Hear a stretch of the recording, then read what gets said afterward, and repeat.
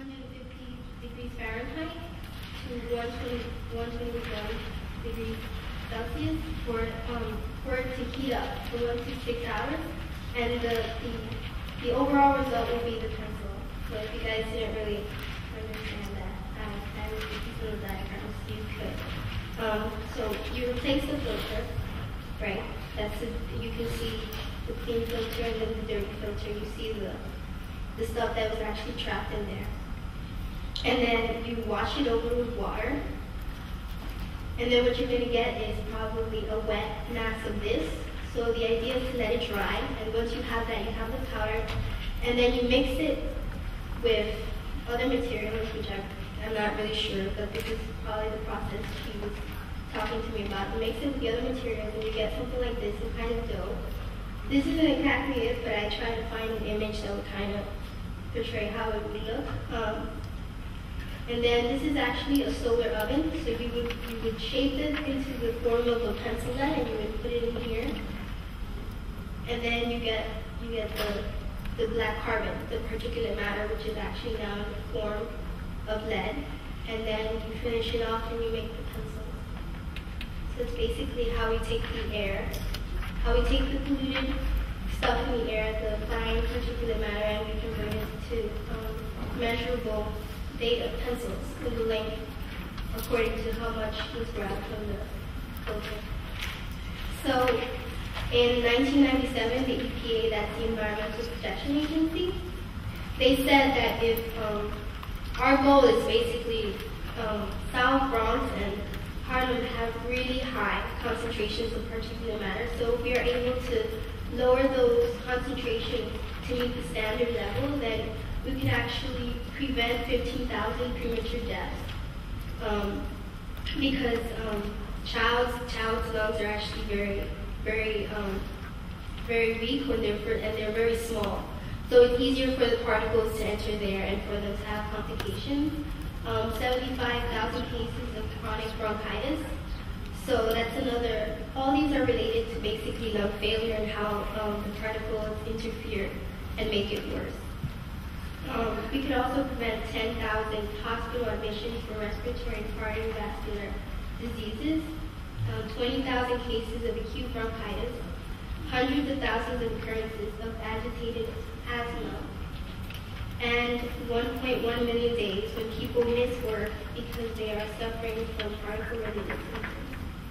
So this is, if this project is successful, and this was only in 1997, and the measurements of particles in South Bronx and Harlem have actually gotten worse.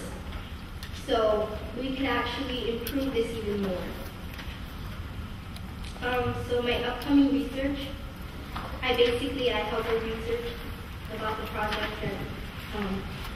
and so this week she told me to actually look up methods to improve airflow. So I'm actually looking up possible turbines that she can use. She might want to incorporate that actually into the chimney. We're not sure yet because the solar energy would work in the day, but actually she wants it to continue working at night. So maybe we can continue to pass the air through a turbine, or also in the daytime. What we did was at her home, she had taped these like 11-inch, she taped these 11-inch greenhouse plastic strips to her window. So she has 4 windows facing the south, and so she covered it with plastic on the front. She taped them in about 20 in one window to see how the air moves. So you can see through the plastic how the air moves, but we're seeing that it's not really the sun and the greenhouse plastic is not, it is conveying pressure, but it's not enough. So what we're trying to do is find other ways to actually improve the airflow. So to get the air up, to get it through the chimney so it can filter. Another research topic that I'm looking at is I'm looking for government officials or other organizations other than the ones that I showed you that are actually interested in funding the project, because that will be helpful for her to know. And actually, she's right now she's doing the document in order to send them to WEACT and to send them to Sustainable South Bronx to see if they are interested in funding new projects or if they may want to elaborate with her. Right. So if the project is successful, eventually we want to have an expanding pencil display that will basically reveal which areas of New York City have the most pollution and which areas have least. So these are my references. I'd like to acknowledge God, friends and family, Dr. Stat, my mentor, Nell Jermachenko, and co-mentors, Gia, Catherine, and James, which were actually designers who were working with her in her project. And the Harlem Children's Studies staff. Thank you all very much.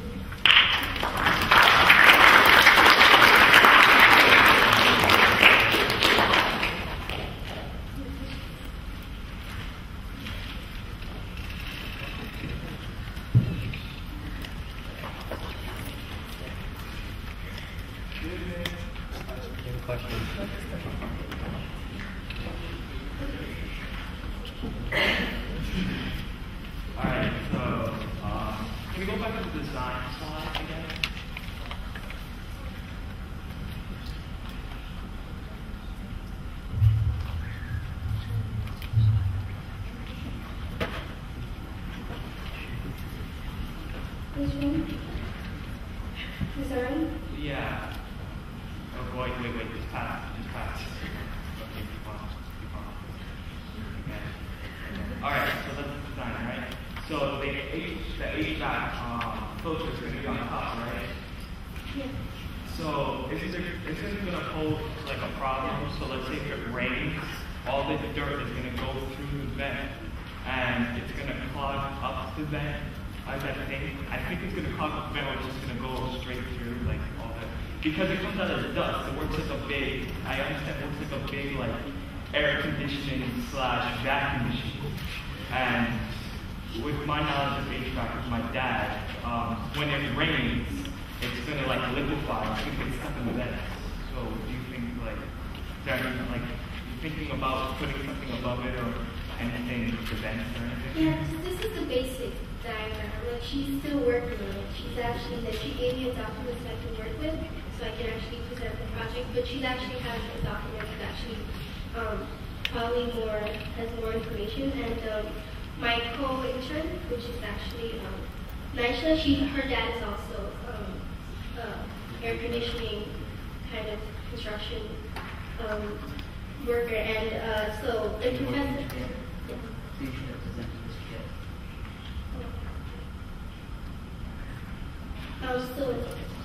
So the professor actually asked her to about they were actually conversing about a way to deal with other problems because her dad could actually come in handy with that. I did actually talk about that. She